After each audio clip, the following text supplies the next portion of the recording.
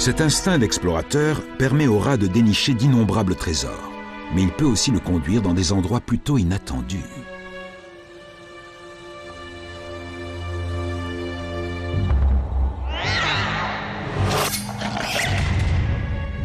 Marlène habite avec sa colocataire Jessica et ses 3 chats.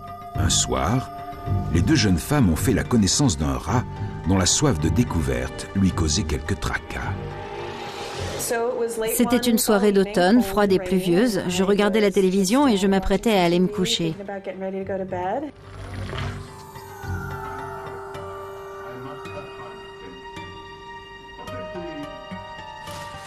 Soudain, j'ai entendu un bruit.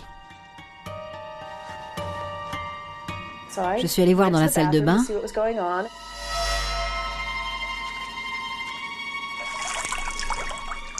J'ai eu le choc de ma vie. Il y avait un rat qui essayait de sortir de la cuvette des toilettes. Marlène appelle Jessica, qui la rejoint dans la salle de bain. On l'a regardé un moment toutes les deux et on s'est demandé qu'est-ce qu'on va faire. On est allé chercher des gants de cuisine, une pince et une cuillère en bois. On a sorti le rat de la cuvette et on l'a mis dans une vieille boîte pleine de papier toilette. On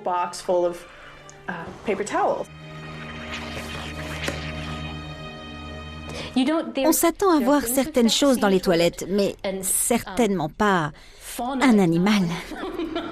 Ce genre de rencontre n'est pas si rare. La société de dératisation où travaille Donna a eu connaissance de 4 cas en 1 an. Que puis-je pour vous? Sans compter que certaines victimes n'osent pas se faire connaître. Un rat dans vos toilettes? Il l'a mordu à la fesse.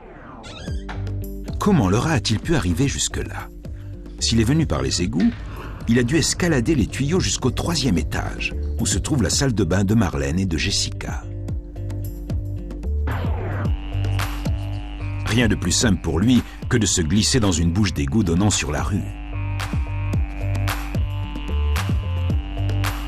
La tuyauterie de chaque maison est reliée au tunnel d'évacuation municipal. Pour un rat, elle constitue un champ d'exploration absolument irrésistible. Ses griffes aiguisées lui permettent d'escalader à peu près n'importe quelle surface. Le dessus de ses griffes pousse plus rapidement que le dessous, créant ainsi une courbe redoutable. De plus, la partie externe s'use plus vite que le noyau central, dur comme de la pierre. Le rat est ainsi doté de griffes aussi fines et pointues que des aiguilles, idéales pour l'escalade. Une fois dans la tuyauterie de la maison, le rongeur entame son ascension.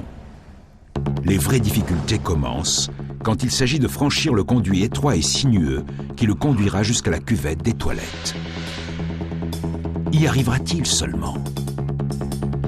Sous l'eau, la moindre erreur peut être fatale. Au niveau d'un coude, il trouve une petite poche d'air qui lui permet de reprendre son souffle et d'achever son périple aquatique. Mais comment le rat parvient-il à se contorsionner ainsi?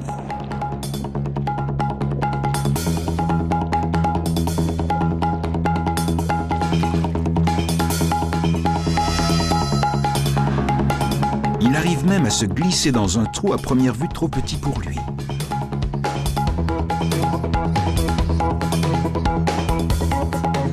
S'il réussit à passer la tête dans un orifice, le reste de son corps le suit sans difficulté